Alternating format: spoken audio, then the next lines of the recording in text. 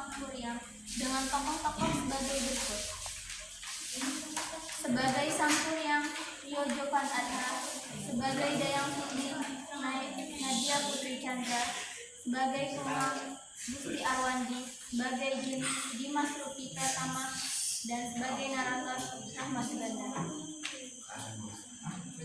Pada zaman dahulu, di Jawa Barat hiduplah seorang putri raja yang bernama Dayang Sumbi. Ia mempunyai seorang anak laki-laki yang bernama Sangkuriang. Anak tersebut sangat gemar berburu di dalam hutan. Setiap berburu, dia selalu ditemani oleh seekor anjing kesayangannya yang bernama Tumang. Tumang sebenarnya adalah titisan dewa dan juga bapak kandung Sangkuriang. Tetapi Sangkuriang tidak tahu akan hal itu dan ibunya memang sengaja merahasiakannya. Pada suatu hari, Sangkuriang pergi ke hutan untuk berburu. Setelah sesampainya di hutan, Sangkuriang mulai mencari binatang buruan.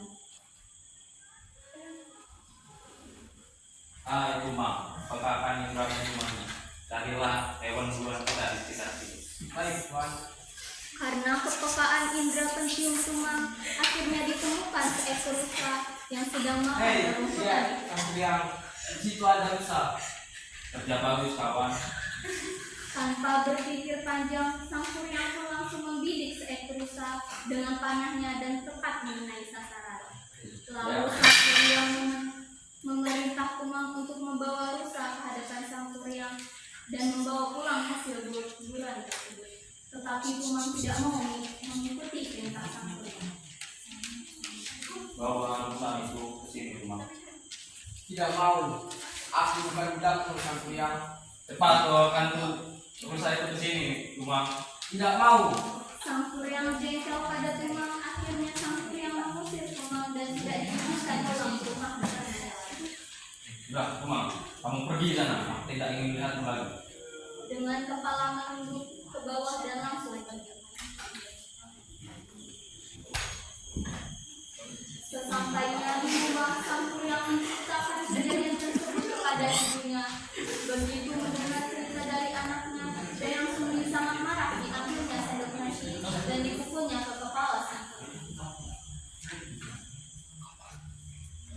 Ibu, Iya, ada apa anakku?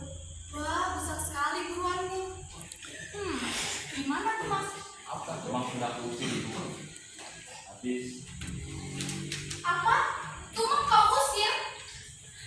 aku besar sekali dengan dia. Ibu lalu lari ke dapur dan mengambil sendok nasi lalu memukul Sangkuriang.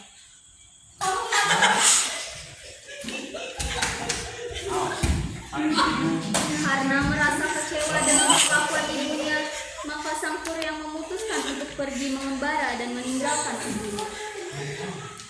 Tumang adalah anjing biasa itu, tidak lebih. Kamu tidak tahu apa-apa anakku. Ya, aku pergi, Ibu. Aku tidak usah memperdulikan aku lagi, Ibu. Sangkuriang, sambil menangis terseduh, Dayang Sumbi menahan Sangkuriang untuk tidak pergi.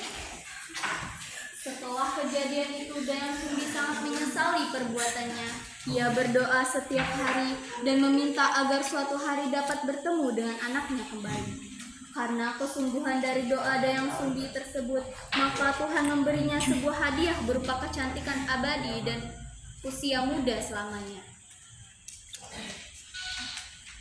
Setelah berdoa, Dayang Sumbi melihat ke kaca dan terkaget.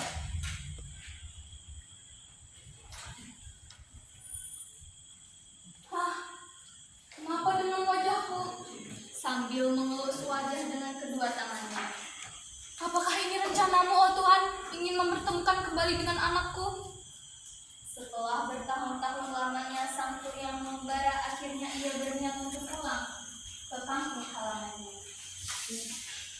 Ya, lama sekali aku tidak pulang ke kampung. Bagus sekali dengan ibuku.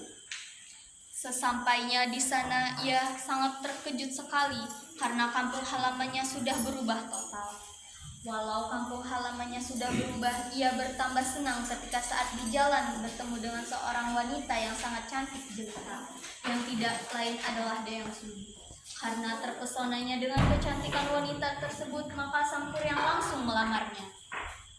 Ayo wanita cantik, kalau begini pertemuan sangat dekat, mau kamu menikah denganku? Kau siapa tiba-tiba ingin menikahiku? Aku Jaka dari kampung sebelah. Kamu kesini untuk mencari ibu. Oh begitu ya. Dan kenapa kau langsung ingin menikahiku? Karena kamu adalah wanita yang cantik. Oh begitu. Baik, aku ingin menikah denganmu. Akhirnya lamaran Sang Kuryang diterima oleh Dayang Sumbi dan sepakat untuk menikah dua pilihan. Pada suatu hari, Sang Kuryang meminta izin calon istrinya untuk berburu di hutan sebelum berangkat. Ia meminta Dayang Sumbi untuk mengencangkan dan mengikat-ikat kepalanya. Alangkah terkejutnya Dayang Sumbi karena pada saat merapikan ikat kepala Sang Kuryang, ia melihat ada bekas luka. Bekas luka tersebut mirip dengan bekas luka anaknya. Wah, dengan luka di kepalamu ini, aku seperti pernah mengenalmu. Padahal baru kemarin kita saling bertemu. Kau dapat luka itu dari mana? Luka ini kudapatkan 5 tahun yang lalu ketika berburu di hutan. Lalu Sang Kuryang pergi ke hutan. Setelah bertanya kepada Sang Kuryang tentang penyebab lukanya itu, Dayang Sumbi tambah terkejut karena ternyata benar bahwa calon suaminya ternyata adalah anaknya. Apakah benar dia anakku? Dayang Sumbi sangat bingung sekali karena dia tidak mungkin menikah dengan anaknya sendiri.